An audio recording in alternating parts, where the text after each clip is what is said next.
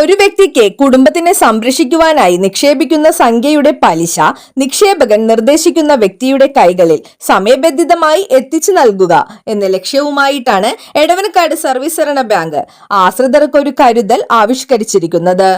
വർഗീസ് കാച്ചപ്പള്ളിയിൽ നിന്നും ആദ്യ നിക്ഷേപം സ്വീകരിച്ച് പദ്ധതി ഉദ്ഘാടനം നിർവഹിച്ചു.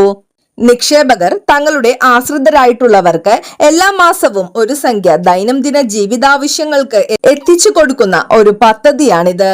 ഈ നിക്ഷേപം ആർക്കു വേണ്ടിയും നിക്ഷേപിക്കാം. അതത് കാലങ്ങളിൽ സഹകരണ സംഘം രജിസ്ട്രാർ നിർദ്ദേശിക്കുന്ന പലിശ നിരക്കായിരിക്കും ഇതിന് നൽകുന്നത്. ഒരു തരത്തിലുമുള്ള സർവീസ് ചാർജുകൾ ഒന്നും തന്നെ ഈടാക്കുന്നില്ല എന്നതാണ് ഈ പദ്ധതിയുടെ പ്രത്യേകത. പദ്ധതിയെക്കുറിച്ച് bank president T A Joseph വിശദീകരിക്കുന്നു. എടവനക്കാട് സർവീസ് സഹകരണ ബാങ്ക് ഒരു നൂതന ആശയവുമായി സഹകാരികളിലേക്ക് ഇറങ്ങുകയാണ്. നമ്മുടെ വീടുകളിൽ നമ്മുടെ രക്ഷകർത്താക്കളായിരുന്നവർ നല്ലൊരു കാലം നമുക്ക് വേണ്ടി പണിയെടുത്തതിന് ശേഷം അവരിന്ന് വിശ്രമ ജീവിതം നയിക്കുകയാണ്.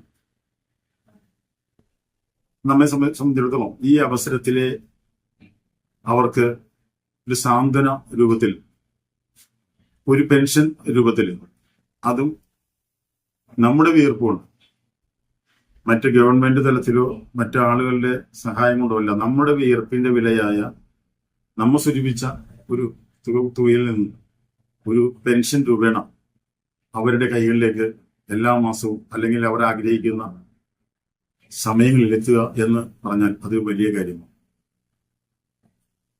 വലിയ പരാതികളുമായിട്ടൊന്നും ഒരു സ്ഥലത്ത് പോകേണ്ട കാര്യമില്ല. നാം നിശ്ചയിക്കുന്നു, നാം നിക്ഷേപിക്കുന്നു, നാം നമ്മുടെ നോമിനിയെ കണ്ടെത്തുന്നു.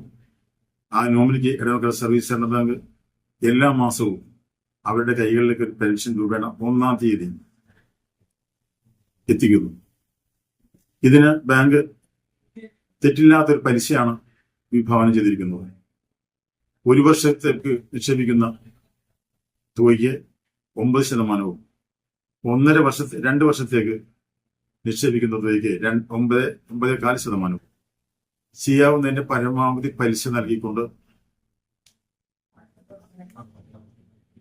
ഈ സംരംഭത്തിന് കൂടുതൽ ആളുകൾക്ക് പ്രചോദനം നൽകുന്ന രീതിയിൽ, കൂടുതൽ മക്കൾക്ക് പ്രചോദനം നൽകുന്ന രീതിയിൽ ഒരു നൂതന ആശയമാണ് ബാങ്ക് വിഭാവനം ചെയ്യുന്നു.